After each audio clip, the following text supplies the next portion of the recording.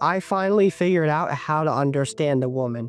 And if you're not the type of guy who works hard, or you're not the type of guy who's willing to take accountability for yourself, or the type of guy who's willing to leave behind his prior beliefs and open his mind up to learning something new, open his mind up to taking on new responsibility, open his mind up to working hard to understand and support a woman, then this probably isn't advice for you, because this is a responsibility, this is a job, and it does require hard work.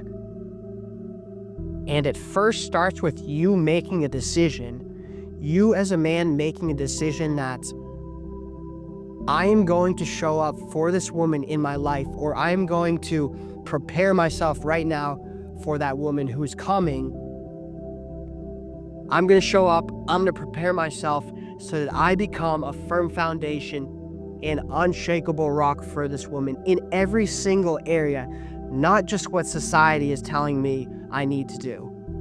I'm going to figure out, how do I show up and support her in the most holistic way possible? Because when you look at society and they talk about traditional roles between a man and a woman, the traditional role for the man is the provider and the protector. What does provision look like from a traditional sense? Provision from a traditional sense looks like, I'm providing money so we can put food on the table. I'm providing money so we can have a roof over our head.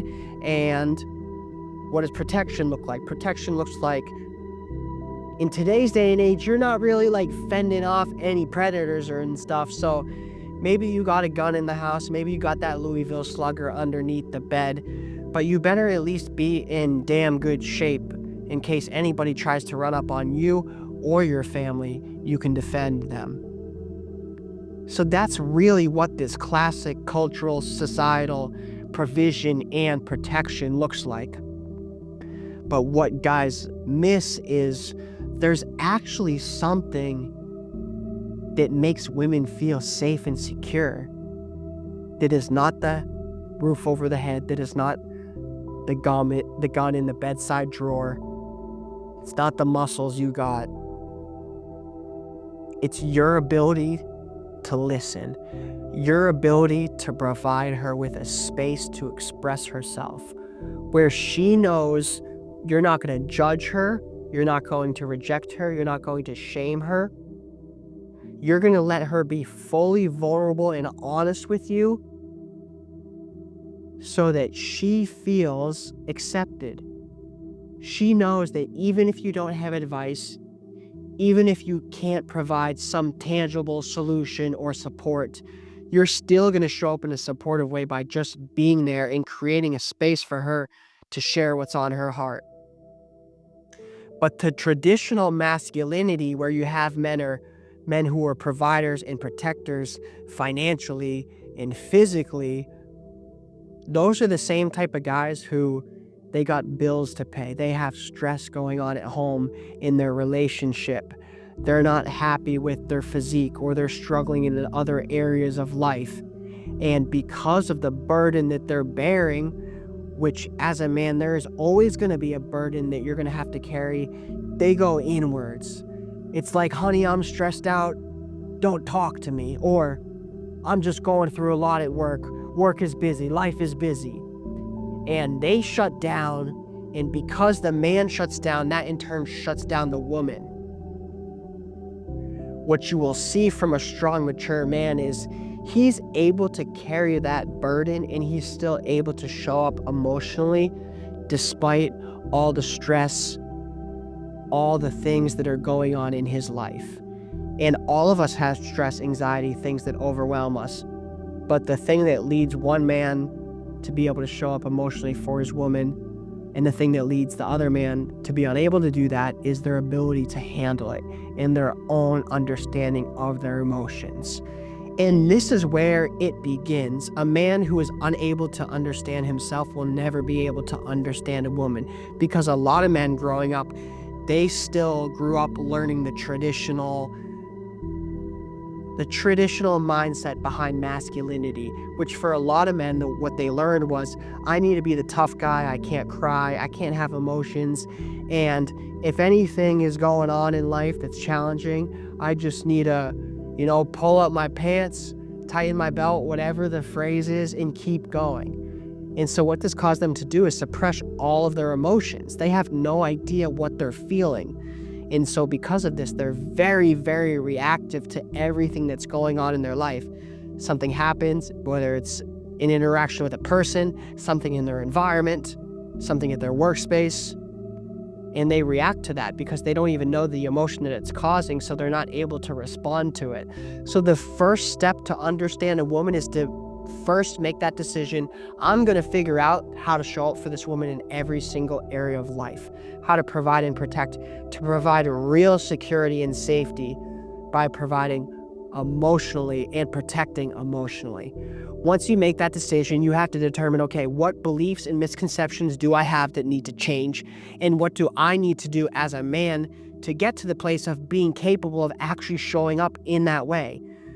And that brings me to my point, which is a man who can't understand himself cannot understand a woman. And the reason a lot of men can't understand themselves is because they have not done the work to understand their emotions for such a long time. They've been told to be the man, not to cry, and they buried their emotions, and that has kept them from actually becoming self and emotionally aware. What does it mean to be self and emotionally aware? All it means is that I'm aware of the thoughts that are going on through my head, and I'm aware of the emotions that I'm having, and I can label them. I can tell myself I'm anxious, and I can trace that back to the root cause, which is this thought or this thing going on in my life. I can tell myself, I can admit that I'm angry, and it's because this dude in front of me just cut me off. And sure, you'd be like, well, duh, I'd be angry, but you don't have the ability to identify if you're angry if you respond in anger. What that means is you're not actually present. You're not processing when somebody cuts you off that, damn, I can feel the anger rising in my body. This is making me pissed. But instead of acting in the way I traditionally would, which is lash out, lay on the horn, start to try and pass them, I'm actually going to decide how to respond differently and maturely. So getting to that place where you're aware of your thoughts and you're aware of your emotions. And this takes real intentional work. The only way I was able to get to this place was to wake up and work on it every single day, because for the longest time, the thing that got me to start doing was the work was I was super anxious. I was always so afraid of not doing enough with work. So I would come into work, I would perform. I was a top performer at all the companies I worked with. I would work my ass off, but at the end of the day, I would get home and I would still have a ton of anxiety. I would still be super overwhelmed because I felt like I wasn't meeting the bar. But nobody had even set that bar or that expectation for me. It was just me setting that for myself. And the only reason I figured out that was what was causing the anxiety, my fear of not measuring up, was because I was feeling anxious and I had no idea why, and I was tired of it. So what I started doing every single morning is I started journaling and I started meditating. I started journaling just to put my emotions and my thoughts on paper. This keeps you, it removes your ability to suppress your emotions and your thoughts. You have to face them, you have to accept them to express them and write them on paper. So as men who like to bury things, who like to keep going no matter what is going on in life, the pain that we're dealing with, the adversity that we're dealing with, this is super powerful. So I would guide myself with a handful of questions. I would ask myself, what am I feeling today? What emotions do I have? And that would be, call it the problem. There are good emotions too, but call it the problem. And then I would ask myself, what is the trigger of these emotions or feeling? What is the root? What is the cause? So sometimes that cause would be a limiting belief, which an example would be, I'm anxious related to work because I feel like I'm not as good as the other people around me. That would be the cause of the problem, which is the anxiety. But realistically, that's just a limiting belief. But now that I've put that on paper, I can actually identify and figure out what is causing me to have this negative emotion, and I can remove that because I know that's just a limiting belief. All I have to do is keep showing up and performing my best and getting better every single day. I'm no different than the other people around me, so I can dispel that belief that's causing me to have a negative emotion. Sometimes it's things that need to change. Sometimes we feel anxious in a social situation. I'm out at the bar, man. Every time I go out with my friends, I feel anxious. And now that I start to write about it, it's like, what makes me feel that way? Well, I'm afraid that these guys aren't going to think I'm funny or something. And that lack of belief in myself, I'm starting to see that lack of belief actually comes from me not really being confident in myself. Because if I was confident that they would think I was funny, then I wouldn't have the anxiety related to that. So the cause is lack of confidence and self-belief that's causing me anxiety. So now what I need to do is figure out a solution to build confidence. This is not dispelling a limiting belief. This is now coming up with an action to overcome the thing that's causing me a negative emotion. So maybe I'm going to get in the gym. I'm going to get absolutely ripped. I'm going to put on paper, who do I want to be as a man in every single area of life? Physically, mentally, spiritually, emotionally, in my relationships, in my career, in my lifestyle. What do I want? Now, once I know what I want, I can decide how I want to show up every single day. If I'm showing up as that man every single day, I'm going to be confident in myself. And now that anxiety in social situations is gone because I'm confident in how I'm showing up. And if that's not cool with anybody else, I'm cool with it, so I'm good. So this is the process of how journaling helps you understand. First, become aware, acknowledge and accept the emotion that you're having, then identify the causes, the root, and the trigger of it, and then puts you in a situation where if they're negative emotions, you can do something to resolve them, to overcome them. And then the meditation side of things is just you becoming present. Our mind is always racing. It's racing with thoughts based in the past. It's racing with thoughts based in the future. All of those thoughts have emotions around them. If you cannot be quiet and sit in stillness and be present and step out of your thoughts and just focus on your breath, you will never be able to process those thoughts because the thought is controlling you. You don't even know what's going on next to you because you're so caught in your head. So the reason we meditate is to quiet our mind, to slow down. Anytime a thought comes, I'm just going to acknowledge it and I'm going to come back to my breath. But what that's doing is it's helping me step outside of my body. I'm now watching myself. I'm watching my thoughts and emotions from a third-person point of view. So when that person cuts in front of me on the highway, I immediately see that anger raising up inside of me. I immediately see that thought that is like, lay on the horn, cut him off, get back at him. Because I'm watching myself from a third-person point of view. I have become present. I've worked on stepping outside of my thoughts, which typically just control me. I'm reactive to every thought I have. I run down the rabbit hole with it, or I respond to it, and I respond to that emotion. Now I'm responsive. So that's how the man gets there, by doing the deep, intentional work to understand himself. This starts with accepting himself, acknowledging this is what I feel, accepting this is what I feel, figuring out what the problem is, and then going back to the root cause and figuring out a way to overcome it. This is how the man becomes self and emotionally aware. Now that I know how to do this, I can show up in the same way for a woman. And where it starts with understanding a woman is deciding to listen. Just like you decided to start listening to yourself and accepting yourself and being real and acknowledging the emotions that you were having. That was you listening to yourself. And once you've done that process, and then you've also supported yourself and you've worked through those emotions and you've figured out solutions and you've casted out limiting beliefs, you can do the same for a woman. And the first place to start is that place of listening, because even then you may not have anything else you can offer her besides a shoulder to cry on, besides a safe space to express herself, for her to be vulnerable, for her to be heard, for her to be shameless in her to know that you're going to accept her exactly how she is and for what she says and for what she tells you. But it's going to be very hard for you to do that if you have not done that with yourself. But if you have done that with yourself and you have worked through it yourself, now you actually may have some tangible solutions. You may have some real advice. You can help her overcome some of those limiting beliefs. When she's feeling stress about her job and what's going on in her workspace, you can tell her,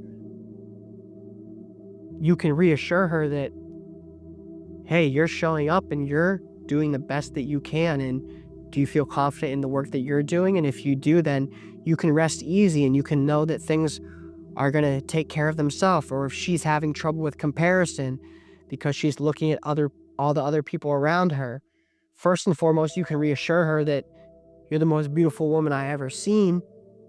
But also you can ask her and be like, what would make you feel good? And let's make sure you're doing those things. What would make you feel confident in yourself? And this is the process of getting to understand her, is knowing how to hear her emotions, knowing how to listen, knowing how to create that safe space where she can be vulnerable, where she can trust you, because this is going to give her real safety and security. She knows you're always going to be there. She knows she doesn't have to hide. And you also have to be willing, like I said in the beginning, to remove the beliefs that you previously had, which one of those is, I'm the man, I have to be the tough guy. And that starts with you actually accepting your emotions, doing that work. But then you also have to be willing to take and accept this responsibility. This is a job. This takes hard work. So what are you going to do to even figure out other ways to understand women? Because the way they process emotions is not the same that we do either. One of the best things I did was I read this book called The 5 Love Languages. Let me see if I can even remember them. One of them is physical touch. Of course, that's the first one I remember. The second one is acts of service, basically doing something for somebody. The third is words of affirmation, kind words, compliments. The fourth is quality time, spending quality time with somebody. Intentional time where you're present, you're not distracted on your phone or something like that. And the fifth is gift giving. So also figuring out ways to understand your woman and have questions. Ask her, what makes you feel loved? What makes you feel happy? And most men, a lot of men don't even think to ask these questions because it's like, I'm a man. Why would I ask this woman, like, what makes her feel loved? What makes her feel good? What makes her feel happy? A lot of men are so stuck in their masculinity that they don't have that sensitivity. And the thing that has helped me step into that more feminine nature, that gentleness, that understanding, that kindness, that compassion, that empathy, is one, truly seeking to understand a woman and doing different things like I just talked about, working to understand myself, working to understand her by reading about what love looks like, reading about how to communicate. But really what changed everything for me was me looking at the life of Jesus, reading about Jesus, how he lived and treated people, and then how he calls us to live and treat people. Because Jesus, the epitome of Jesus, was the way he loved people, and he accepted them no matter how much of an outcast they were, no matter how much brokenness they had. He was never the person to turn a cold shoulder to you. He was always there to listen, always there to support, always there to strengthen, to lift, to build up. He was truly that firm foundation, that unshakable rock that we all need. And so if you do seek Jesus and you build that relationship with him, and then you start to let him influence you, you put Jesus as your head, make Christ your head, let Jesus be your role model, let him show you how to serve. It's the most beautiful description of a marriage I've ever heard. Of course it is, because it's God's description. He says we should be serving each other. When you have two people serving each other, what you have is two people who are putting themselves second. Two people who are taking an approach to love that is completely selfless. And I don't think there's a lot of men who have even thought to ask the question, how can I serve this woman? And where we're missing it, because society doesn't put any emphasis on it, it's all about the money and the protection. is the emotional support and the emotional protection and that safety and security. So as you start to let Jesus and God soften your heart, you start to become more patient, more empathetic, more sympathetic, more understanding. And you start to figure out ways to show up for her that you were never even aware of before, because you've willingly stepped into that role. You said, I'm a man, I'm gonna serve. You wanna know what a real beast is? A real beast is a firm foundation. A real beast is that unshakable rock who not only provides financially, who not only protects, but provides security and safety emotionally. Somebody who provides a shoulder to cry on. Somebody who, even when I'm going through a hard time, I'm not going to take it out for you. I'm still going to be present for you. I'm not going to let my burdens and my adversity affect how I show up emotionally for my woman. And that's a decision you have as a man every single day. So if you want to be an absolute savage, an absolute beast, the real definition of a man, the real definition of a mature, wholesome man, then it starts with today, you making the decision, I'm going to show up for my woman in every single way. I am going to do everything in my capacity to understand her, to provide her with the safety and security emotionally that she needs. And that starts with me making that decision myself. That starts with me accepting my own emotions, my own thoughts, acknowledging them, figuring out how to actually understand them, and then figuring out, taking the action to understand her, to understand women, to figure out ways to love, to serve, and putting yourself second. If you want to understand a woman, it starts with you making the decision to serve, making the decision to take on the responsibility, to do the work on yourself, and to show up for her every single day. Let's go!